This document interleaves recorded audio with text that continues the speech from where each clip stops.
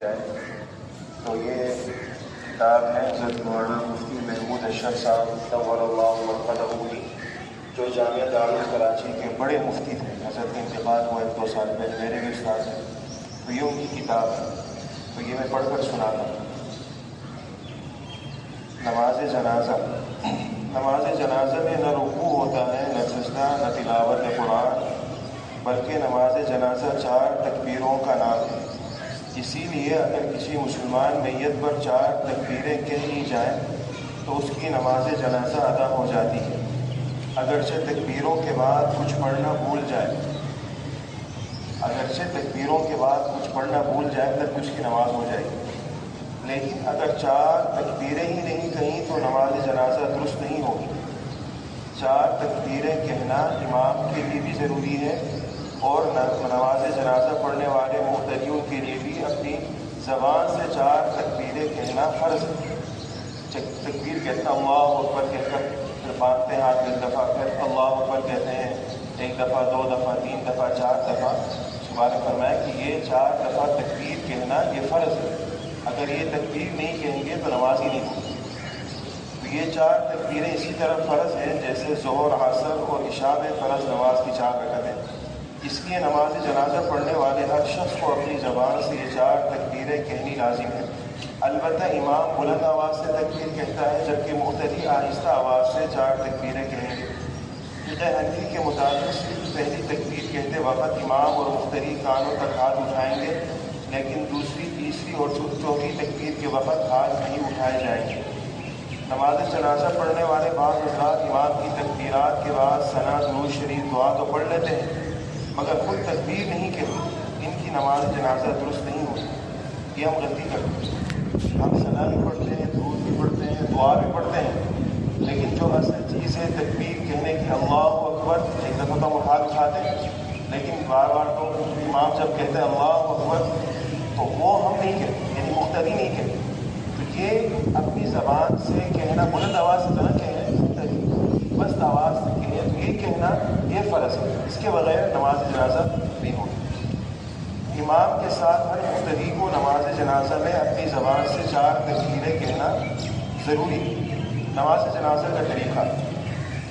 دوسری نمازوں کی طرح نماز جنازہ میں بھی غسل اور وضو یا تیمم ہونا ضروری ہے.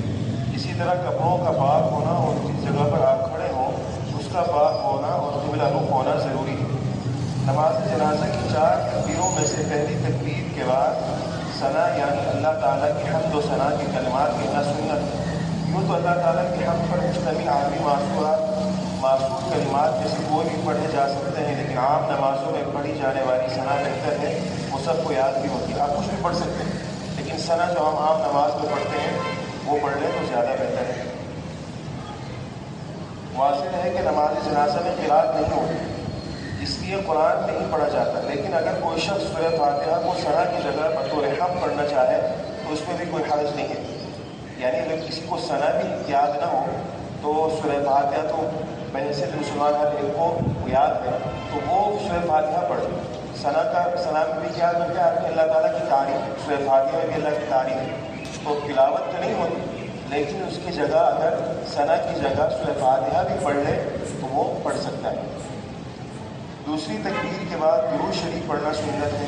اس میں بھی اگرچہ کوئی سا درود شریف پڑھا جا سکتا ہے، لیکن نماز والا درود یعنی درود ابراہیمی جو ہم سب نماز کے آخری قاعدے میں پڑھتے ہیں، یہ پڑھنا زیادہ بہتر اور افضل ہے. تیسری تکبیر کے بعد مرحوم میت کے لیے دعائے مغفرت کی جاتی ہے، اور نماز جنازہ کا اصل مقصد بھی مرحوم کے لیے مغفرت اور رحمت کی دعا کرنا ہے. اس لیے دل لگا کر اور اخلاص اور اہتمام کے ساتھ میت کے لیے دعا کرنی چاہیے. اس میں کوئی کوتاہی نہ کریں. اگر ہم اور آپ دوسروں کی نماز جنازہ میں دل لگا کر میت کے لیے دعا کریں گے تو امید ہے کہ جب ہم میت ہوں گے تو دوسرے بھی دل لگا کر ہماری مغفرت کے لیے دعا کریں گے. جناب نبی کریم صلی اللہ علیہ وسلم کا ارشاد ہے، اذا صلیتم علی المیت فاخلصوا له الدعاء. جب تم میت پر نماز پڑھو تو خلوص کے ساتھ اس کے لیے دعا کیا کرو. چوتھی تکبیر کے بعد دونوں طرف دائیں بائیں سلام پھیرا جاتا ہے، یعنی دونوں طرف السلام علیکم ورحمۃ اللہ کہہ کر نماز ختم کر دی جاتی ہے. کوئی بالغ اور نابالغ کی نماز میں کوئی فرق نہیں ہے، بس دعا کا فرق ہے.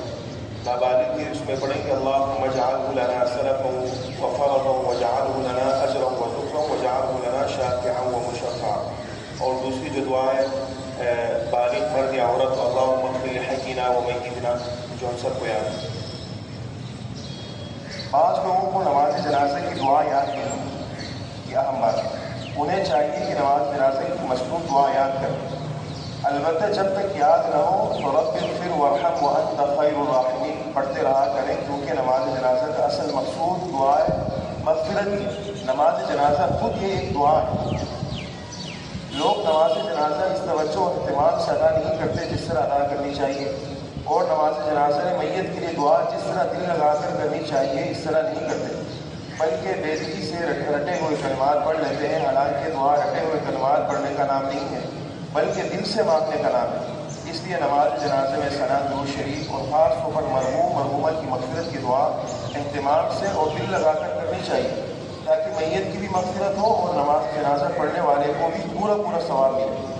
پھر امید کی جا سکتی ہے کہ نماز جنازہ پڑھنے والا جب مرے اور اس کی نماز جنازہ ادا کی جا رہی ہو تو دوسرے لوگ بھی اس کی مغفرت اور اس پر اللہ کی رحمت کے لیے دل سے دعا کریں اور اس کی بھی مغفرت ہو جائے. لہٰذا میت کے لیے دل لگا کر دعا کرنی چاہیے.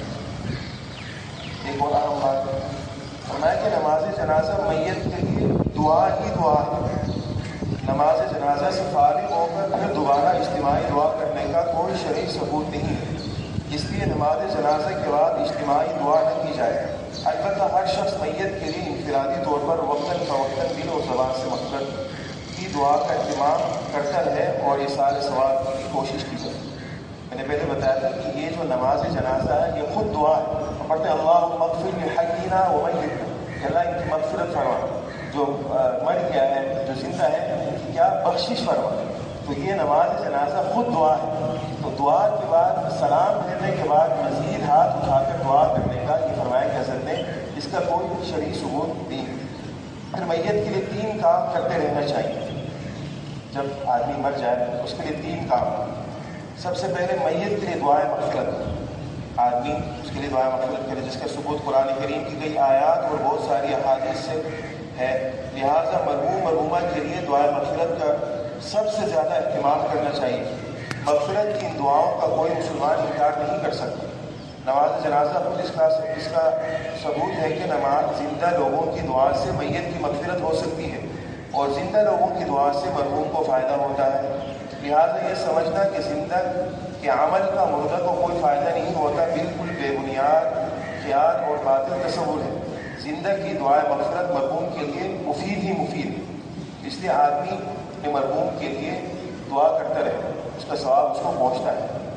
دوسرے نمبر پر میت کے لیے اس مالی ایصال ثواب، یعنی مال صدقہ کر کے مرحوم مرحومہ کو اس کا ثواب پہنچانا.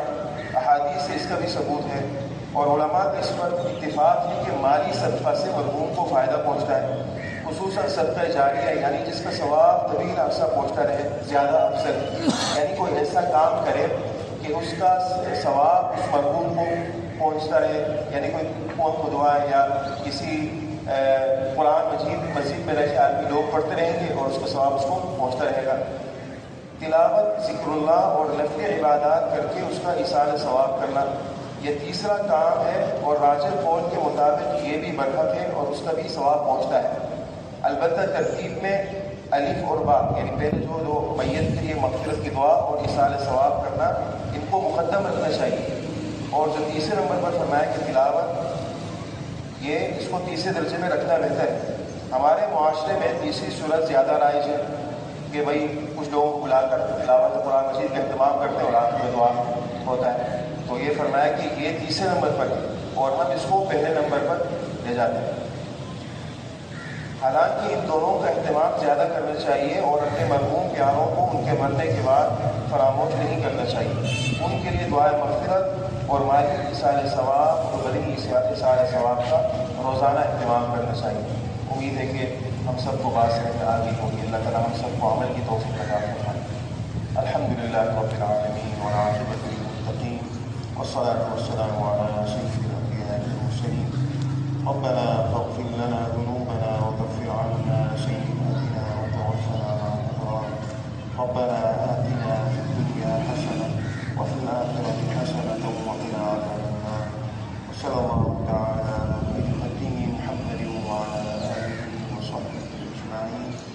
آمین.